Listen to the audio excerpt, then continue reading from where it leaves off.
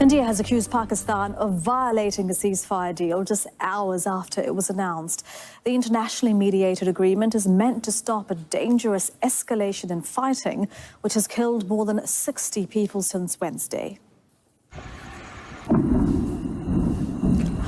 Explosions have been reported in several cities across Indian-administered Kashmir. India's Foreign Secretary has called on Pakistan to stop the violations and says Indian armed forces are responding. Pakistan hasn't yet commented. There have been repeated violations of the understanding arrived at earlier this evening between the Directors General of Military Operations of India and Pakistan. This is a breach of the understanding arrived at earlier today. The armed forces are giving an adequate and appropriate response to these violations, and we take very, very serious notice of these violations. We call upon Pakistan to take appropriate steps to address these violations and deal with the situation with seriousness and responsibility. Let's bring in Kulsoom Sharif. She is joining us on the phone from New Delhi.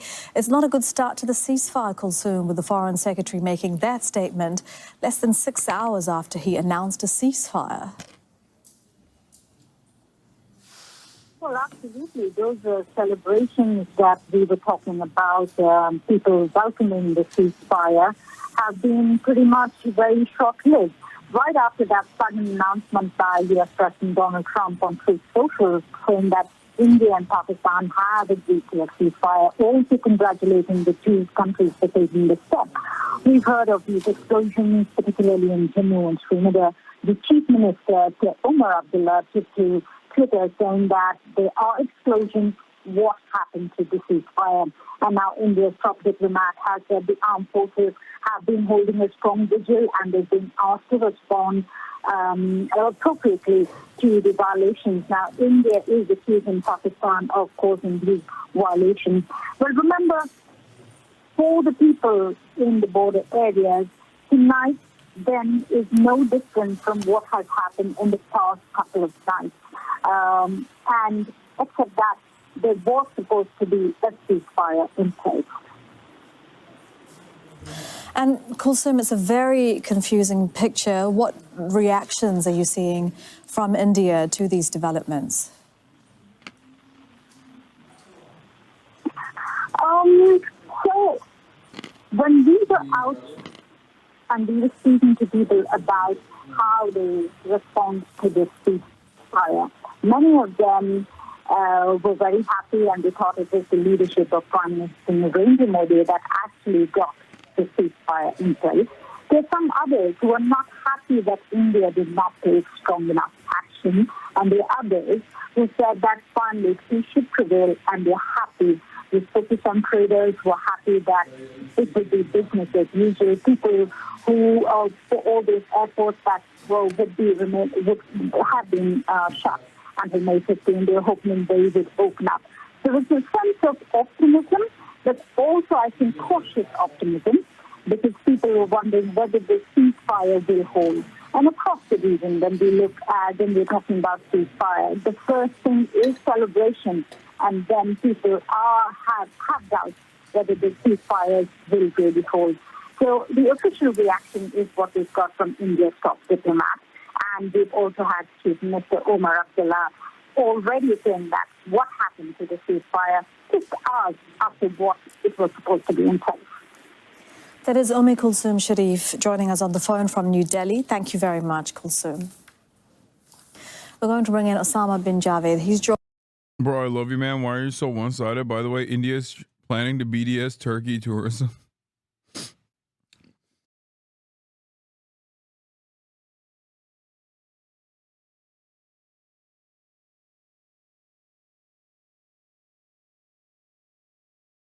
This has been the major point of contention in my stream this morning. Tons of Indians coming into my chat saying Pakistan violated the ceasefire agreement.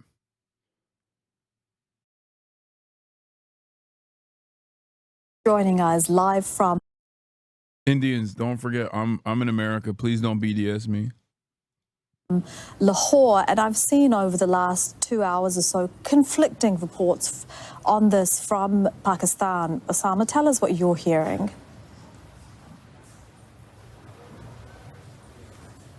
Well, Elizabeth, as we were just discussing a couple of hours ago, that this is a precarious ceasefire. This is a ceasefire on a line of control which has been aflame for the last few days. So it will take time for it to take effect. And especially in the congested Kashmir region, where the postures has been declared to be on a standoffish position by both of the militaries, it will take time for them to climb down that ladder. So what we're seeing here is actually more or less the same, which is being reported by local sources on both sides. We've been speaking to our correspondent Omar there, who's been reporting about what on the Indian side, villagers are reporting that there has been cross-border shelling from the Pakistani side. And here, we're hearing exactly the same.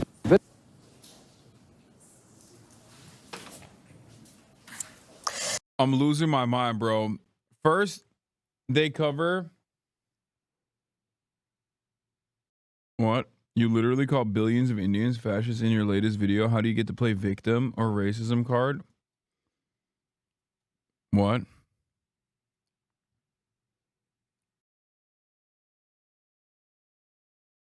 When did I do that?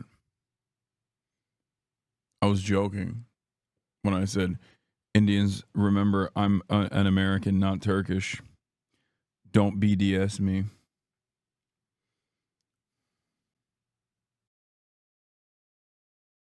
I wasn't being sincere.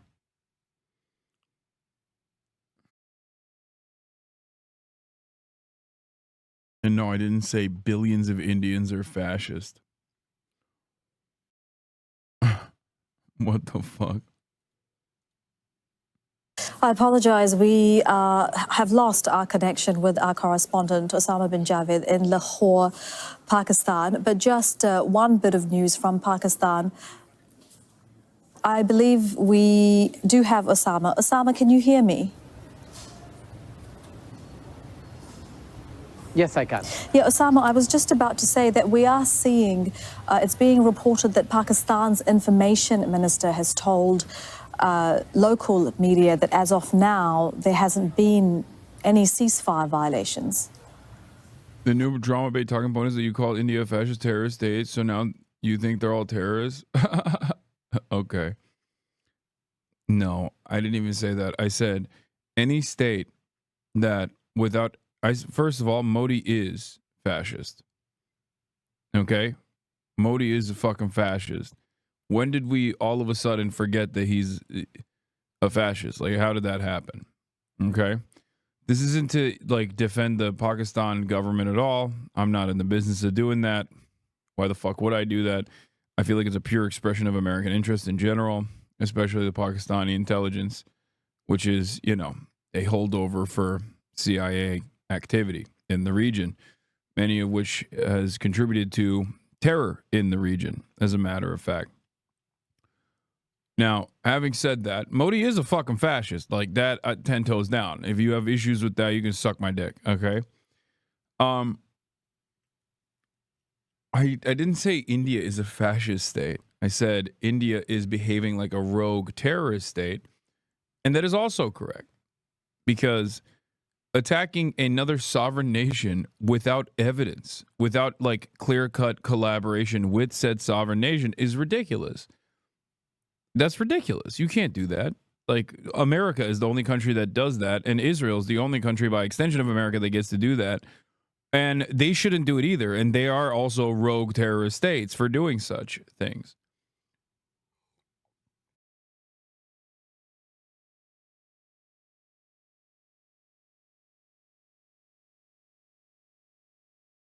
You can't keep saying, no, it's not. Pakistan started it, bro. Pakistan started it. It's not. You can't say that.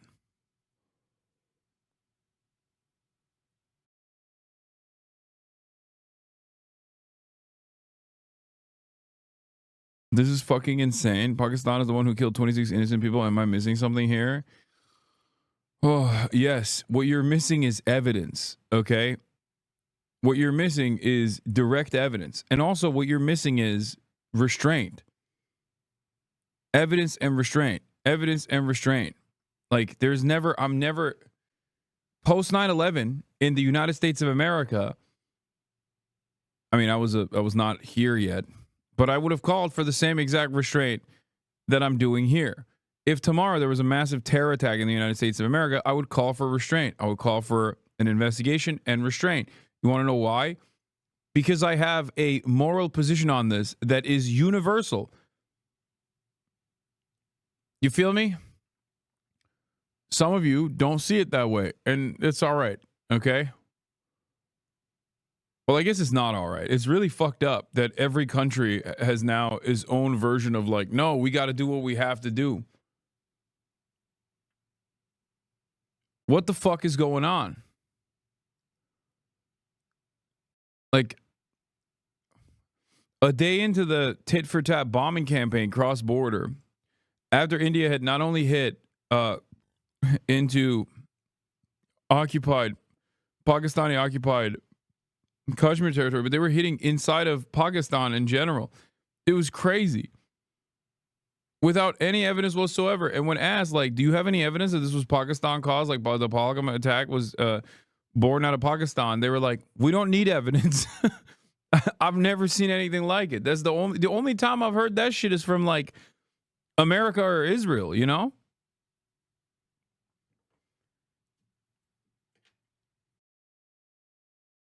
What is going on? Every country is doing this now. It's really fucked up.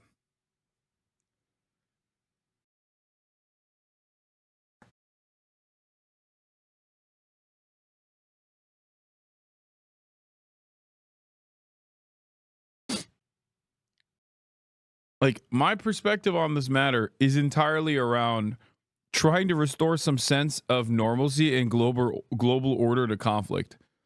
Okay? I'm not even making any fucking claims on one side or the other. Like, I'm not firmly on the Pakistani side nor the Indian one in this issue. I'm simply looking at the situation and saying, as an outsider, as an outside party going, this is fucked up. It is pretty messed up that two nuclear armed states can just engage in heated battle with one another like this. This is incredible to me. I feel like we are living in the post 9/11 world, but we're also living in the post October 7 world in a way where nation states are now just going to behave in a fucking belligerent manner. We're living in the post Ukraine world too, where like Russia just also as a foreign adversary showed the world like, yeah, you don't got much motion, big bro. We do what we want to do. And, you know, there's not really anything you could do about it. It's a little bit terrifying, if I do say so myself. Like, America had an exit ramp. You're acting like an ignorant centrist right now? No, I'm not. I'm not acting like an ignorant centrist. America had an exit ramp to basically say, no, we got to restore like the global community's confidence in international rule-based orders. And they just botched it with Israel. They were like, no, you could do whatever you want. What do you mean? You're our ally. So now get excited for more of these sorts of things happening all around the world. Very cool.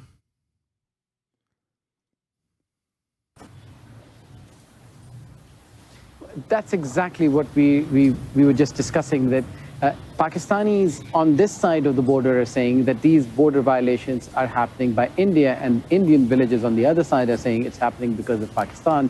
And what we need to understand is that because there's forward postures that these positions have been taken, and there are areas, there are border posts across the line of control where there is a conflicting claim of ownership now, that Pakistanis are saying some posts, the Indians are saying they've captured some posts, and in the fog war it is unclear. So according to some officials that we've spoken to, they're telling us that it will take time and it will require patience on both sides. So Pakistan is adamant that it is not violating the ceasefire agreement, it is abiding by it.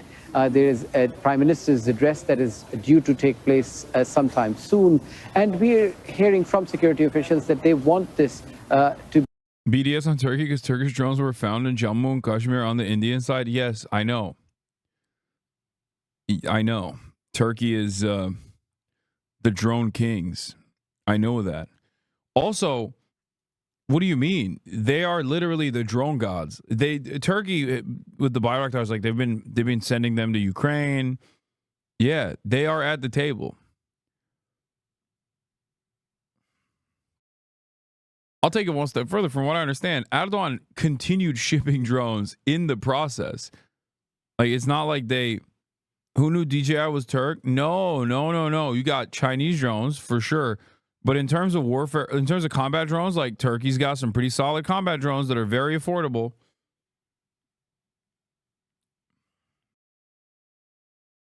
It's Chinese rockets and Turkish drones.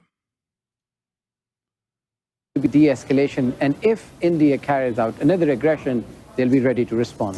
Osama bin Javed joining us with the latest live in Lahore. Thank you, Osama. Let's bring in Mike Hanna. He's live for us in Washington, D.C. And Mike, I haven't seen any reaction to these latest developments from the U.S. Are you hearing anything there? No reaction as yet from any in the Trump administration. The president himself is out playing golf, as he does on Saturdays and Sundays. We heard earlier the vice president, J.D. Vance, also putting out messages on social media, congratulating the Trump team for achieving the ceasefire, as he puts it, and in particular the Secretary of State, Marco Rubio, who appears to be playing a major role in what the U.S. says are its ongoing mediation events. Interesting to note that Rubio, in his social message earlier announcing the ceasefire, said that he was going to get these leaders of the opposing sides together in longer-term negotiations. You melted my brain. I watched your India-Pakistan VOD. My family has extensive military background. You fucking reframed that diplomat interview for me. I started thinking, I agree with Hassan on everything. Then why am I getting charged up now? Then the Rafael thing came up. Then I remember the Wire Haaretz type, which is very, very good journalism site, getting blocked because of this. And now I'm in an existential crisis. Was I made a fool out of? And BLA isn't talked at all in India. And when it comes to Kashmir, both sides want Kashmir, but no one wants the Kashmir. This is really sad. Everything would be dialed up to 11 again after this. It's so funny that we are literally the same people with the same bubble culture destroying our countries, and yet we're fighting each other. Thanks, Brits, Jinnah, and RSS. But I can still recognize the fact that no amount of providing proof will solve anything. We did it like last time. And Indians don't advocate for the child soldiers as second line of defense in their parliament, but who knows what shit our state is up to. But am I wrong in saying that Pakistan is a U.S. Dirty Works client terrorist state? No, you're not wrong for saying that. I've said that. Also, Dave said that. The Pakistani defense minister literally went on Sky News and was like, who do you think, whose dirty work do you think we've been doing for the past fucking 30 years? Yeah. No, I understand that. And I think like the fundamentalist elements eventually, as 9/11 has shown, get out of control. They get out of hand. They have a tendency to take matters in their own fucking hands.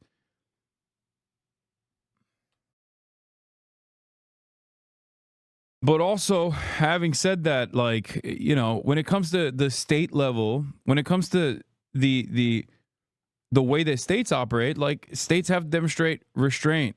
States have to behave in a restrained manner. It's fucking crazy. You can't.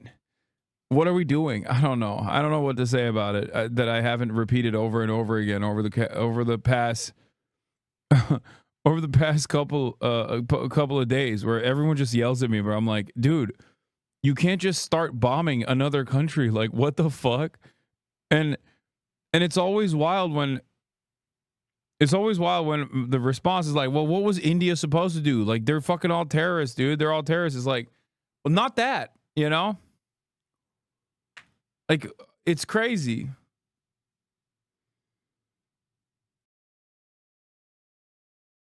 Just search up how many terrorist attacks have happened in India in connection to Pakistan in the past 30 years, and then tell me how we should have India reacted after the terror attack in India and Kashmir.